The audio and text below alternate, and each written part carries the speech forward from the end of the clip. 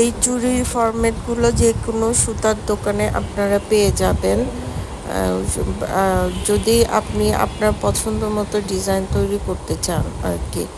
আজকাল তো আসলে হাতে তৈরি চুড়ি প্রচুর পাওয়া যায়, অনলাইনেও পাওয়া যাচ্ছে বিভিন্ন ধরনের পেজে। তো নিজে তৈরি করে কোনো কিছু পরার আসলে মজাই আলাদা। তো আমি সেটার জন্যই নিজের জন্য এই চুড়িটা তৈরি করছি। যদি কারো অর্ডার থাকে তাহলে কাস্টমাইজ করে দিব, যেহেতু আমার একটা ব্যবসায়িক প্রতিষ্ঠান আছে।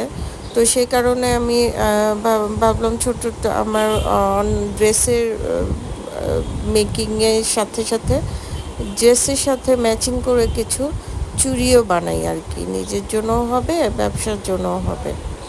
তো প্রাথমিকভাবে আমি এই চুড়ির ফরম্যাটটা কিনে নিয়েছি। কিনে আমি কালো রঙের সুতা দিয়ে প্রথমে পেঁচিয়ে নেব। পেঁচানোর পরে পেঁচানোর আগে আপনি চুড়িতে একটু আইকা ফেব্রিক্রিলের যে আইকাগুলো আছে সেগুলো একটু দিয়ে নেবেন, তাহলে চুড়িটা একটু ভালো মতো লেগে থাকবে।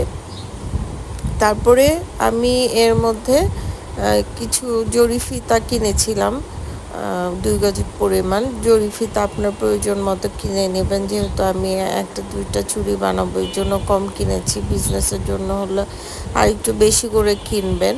কিনে আমি আমার ডিজাইন মতো ক্রস করে করে জিনিসটাকে আবার পেঁচিয়ে নিয়েছি। তো আমি অনলাইনে অনেক ডিজাইন দেখেছি, কিন্তু আসলে আমার একটা বদভ্যাস আছে, আমি কারো ডিজাইন পুরোপুরি কপি করতে পারি না, আমার নিজস্বতা থেকে যায়। তো সেই থেকেই আমি ওই পদ্ধতিটা একই ফলো করেছি, কিন্তু ডিজাইনটা আসলে আমার নিজের মতো করেই করেছি।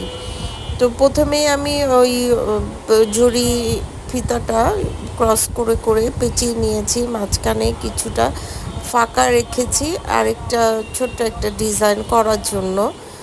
তো জরি সুতাটা যখন ফিতাটা যখন আমি পেঁচাচ্ছি দেখলাম যে এটা ঠিক চুড়ির সাথে ভালো মতো লেগে থাকছে না। আমি যদি আঠা দিয়েও লাগাই তারপরেও দেখা যাবে যে জিনিসটা খুব একটা পোক্তভাবে লাগবে না। তো এই কারণে আমি জরি সুতা নিয়েছি। সুতা নিয়ে আমি চারিদিকে মাঝখানে যে ফাঁকা অংশটা আছে ওখানে আমি একটা প্যাচে 3-4টা প্যাচ দিয়ে একটা ডিজাইন মতো করেছি। সাথে জিনিসটাকে আরেকটু মানে মজবুত করার জন্য, মানে জরি ফিতাটাকে চুড়ির সাথে ভালো মতো আটকে রাখার জন্য সুই দিয়ে একটু আটকে নিয়েছি। আটকে নেওয়াতে আমার একটা ডিজাইনও হলো, সাথে সাথে আমার জিনিসটা চুড়িটা আর একটু মজবুত হলো, মানে ডিজাইনটা যাতে খুলে না যায় সেজন্য আমি এই পদ্ধতিটা অবলম্বন করেছি।